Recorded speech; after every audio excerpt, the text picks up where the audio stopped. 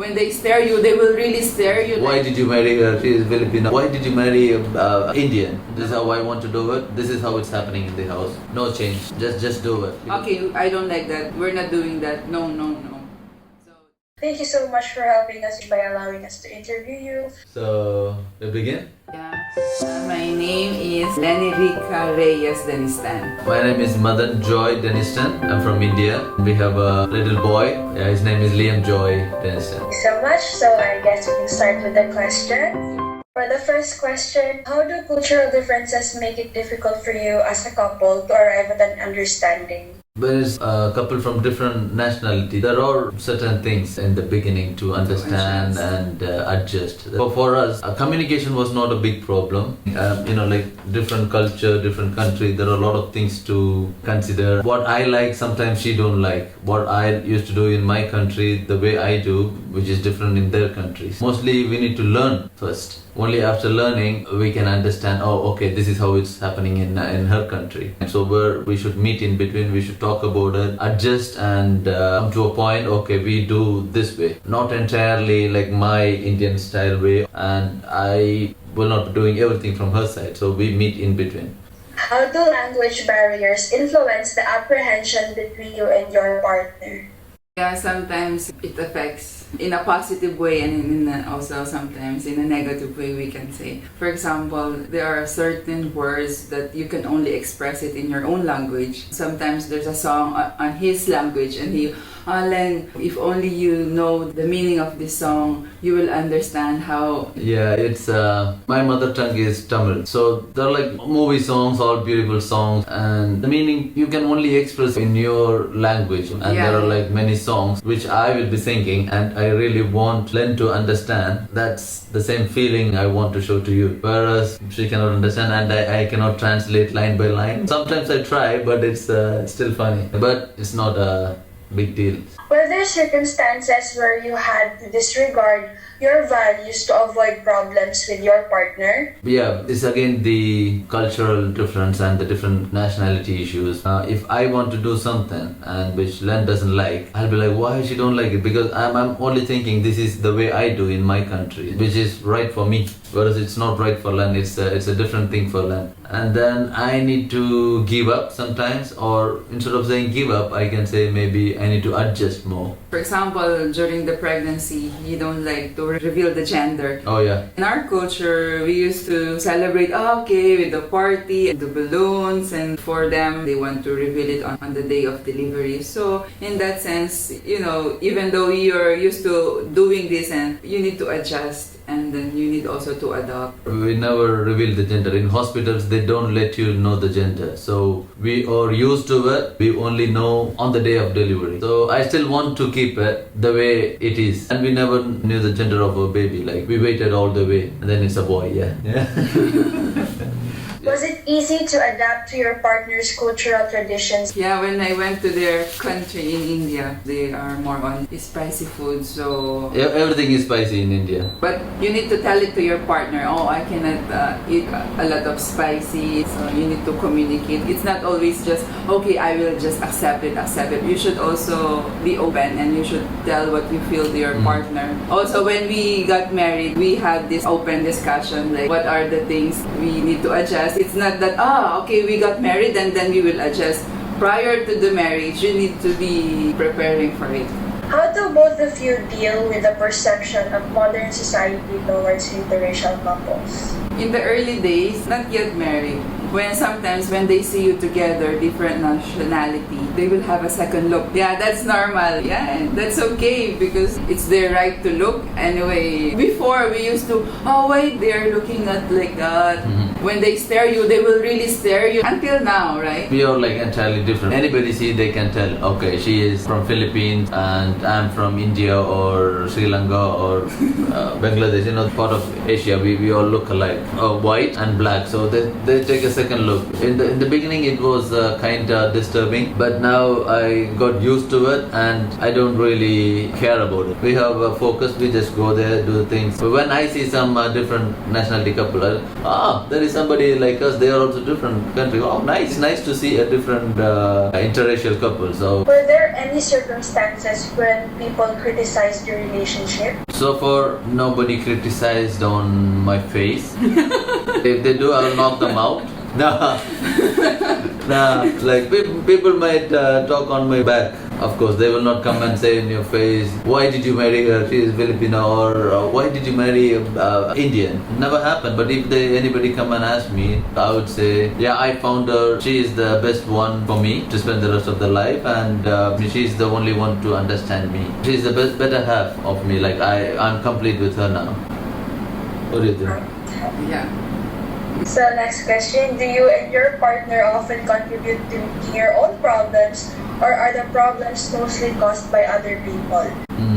Okay, that's a good one. Like any other couple, we also have problems. Len's mom, my mother-in-law, sometimes she asks me and Len, I cannot see you guys having a fight for the last 1.5 years. Is it really not happening, or you guys only fight inside the room? What do you used to tell the mama? We don't have time to fight, Mama, because we both are working. When we come from work, like Yeah, you're very tired, no? Then 3 o'clock, 4 o'clock, it's no time for us to have a fight. Sometimes we have a small misunderstanding and it solves quickly. From others, to answer your second part of the question, we should not take it into our house. We should not bother our relationship. We are okay with what we got. We live with it. How do both of your families see your relationship? Len was in India for a couple of times. My family, they are very happy with Len and our relationship. My father and my aunties are not great in English, and Len doesn't know my language, Tamil. So I need to be a translator in between. Like whatever they say, I need to translate to Len, and Len will reply to me. I have to translate to them. That's the only barrier for so far I see. But she's learning now, words by words. the good thing with us is both our families, they support our relationship. Since the beginning, since before marriage, they support us.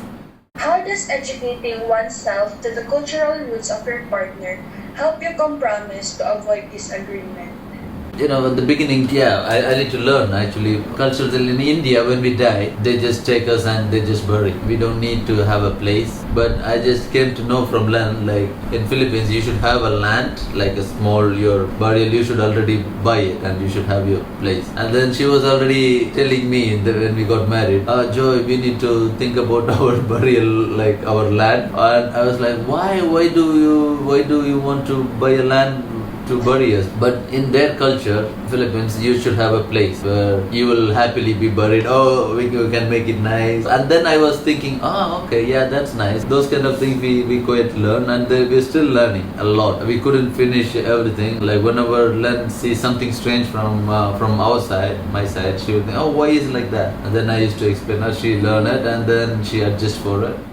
How did you educate yourself on your partner's culture? Yes, we never had any professional guidance, and also I don't need to ask anybody, whereas I already have a Filipino in home. I just ask her, so she gives me more information about the cultures and everything. For example, calling po, everybody you should call us with po at the end. At the beginning, I had problems with it. I was he tell all po. Eating this po and coming at po, like po. I said too much po, and then Len used to correct me. You don't need to use like 10 pos or 5 pos in the sentence. You just use it at the end. So it took me quite a long time to do the po thing. I think now I'm a bit okay. Like in India, we have term for everybody. For example, elder brother, we have a term. Younger brother, we have a term. Same applies to sisters. Whereas I learned in Philippines, it's just one term. For example, ate means bigger sister. Okay, what do you call your little sister? Just by the name. There is no term. So these kind of things, when I learned, I was a bit strange. Well, like there should be a word to call little sister. We exploring ourselves. It's more fun to explore yourself, I think. Did growing up in different environments cause differences in your values? If so, what ways did you adjust to each other's contradicting beliefs? growing up in different country and different family, we all have our own beliefs and how you do things. It's all different. Each parents have their own way of raising the kids and teaching them the values. Like my beliefs, Len, sometimes she agree with my beliefs, she appreciate it, and she oh yeah, that's right, we will do it that way. And some things which she don't agree, and she tells how it is done in her culture, and then I think yeah, that's much better, that's better than in my culture, so we follow that one. Anything comes, we used to compare. We compare. This is how it's happened. We do it in India. Okay, this is how you do it in Philippines. And when we both see which is the best one, and then we do that. Were there instances where disparity of cultural practices caused a disagreement? When putting eyeliner to the baby here. Oh, yeah. Maybe that one. Yeah. Because we don't do it in the Philippines. In India, when there's a newborn baby, they used to put the I don't know what eyeliner thing. So for make the eyebrows grow thicker. So I want my son to have thicker one. And then when Len said, oh well, my mama didn't put anything for me, and I have a thicker eyeliner. So that's the time I realized eyeliner is not gonna make a big difference in the baby. It's just from the gene. From genetics. In the beginning we had a disagreement on this one. I was kind of forcing like we really need to do it because I want my son to have a good eyebrows, and Len said no because we don't know what it is, it's chemicals or anything included on the eyeliner thing, so she don't want to do it. And then we had this discussions where exactly it comes like discussions and communication and sharing things and accept what it really is. And then I accepted, yeah, Len, I agree with you, yeah, eyeliner doesn't make the eyebrow grow thicker. We don't need to put that on. Yeah, things like that, there are sometimes disagreements and we end up with what's right according to our knowledge after we discuss. And then sometimes when we cannot finalize or we cannot decide, and we go to take advice from the elders who is more experienced. So they direct you in the right way. When making decisions in your relationship, do cultural differences affect it? I don't want to be an upper hand in the house, like, oh, whatever I say, that's how it should be, because this is how I want to do it. This is how I want to do it. This is how it's happening in the house. No change. Just do it. I don't do that. I respect her thoughts and feelings and cultures and everything. There are times that our decision is both on the different side. In that moment, we will not finalize it. We will wait for like 2 to 3 days, and then sometimes 1 week or a month, and then later we will arrive to a decision wherein we already internalize and realize and assess it. Okay, then this is the best way to do. Yeah. What qualities does your partner have that allows both of you to resolve your disagreements due to cultural differences? The good thing with Len is about this question. She totally understands me. She accepts most of the time, and she adapts to it, and she helped me to do the way what I like to do. She's the one mostly adjusting with this, and she don't disagree with 95% of my whatever topics I bring up. The good thing with him is he respects me and he respects my thoughts, my opinion, and he digests it and he take time to think about it. He will not just say, okay, I don't like that, we're not doing that. No. That's what I like about him. He always consider my feelings, my opinions, not only me, also together with my family.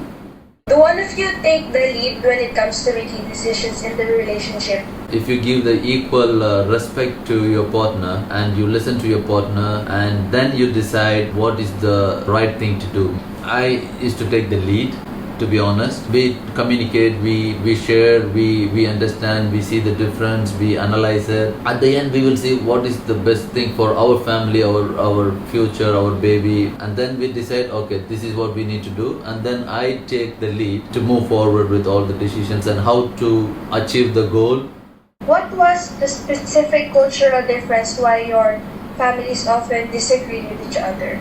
Yeah, they don't disagree because they don't meet as well. Yeah, so far they never met. Maybe that's why we don't have that situation happen. We will know when they meet, and then we will let you know if they disagree with anything. It's in plan, like in future, Len's family will travel to India once, and my family will travel to Philippines once to meet. Did you ever encounter a specific barrier that refrained you from expressing your own thoughts? For sure, there are some kind of things I cannot just express in front of a family. We want to decide ourselves first inside our room or in our private area. even if I tell them, they're not gonna deny or say no. They will definitely support me. I know them and I understand them. They will completely accept what I really want. But before telling to them, I also stand on their shoes, and I feel if I tell to them what they will feel. So I think all the angles before telling them. What were the adjustments your family members made to avoid disagreements amongst each other? Yeah, the adjustment of my mom, mainly food as well. My mama, she don't like spicy as well. They used to eat very early. Sometimes when I wake up in the morning, 5 o'clock, Len and Mama already start eating rice, like 5 or 5:30, which is very, very strange to me. My breakfast time is 8 or 9, and they ask me to come and sit and eat. I cannot eat. Or in the night I eat 7 or 8 or 9. Even though I'm full, I just go and sit with them and eat. Mama used to wake up very, very early, and I'm learning from her, and I want to be like that, to be early. I'm still trying to be early. We are still blessed to have her here, so comes with Mama. We give more the top priority. I also see her like my mom. We respect her because they're elders, they always give up for the children and they take all the pain. Yeah, she never had a problem, and she's enjoying. Okay, thank you so much. That concludes our interview. Oh. Thank you so much for answering the questions, honestly, and thank you so much for giving me time also. It's been tough to be a working parent, to do a lot, but it's been fun, and we're still learning, adjusting, and agreeing and disagreeing and exploring adventure, and yeah, we never know what's coming next day. So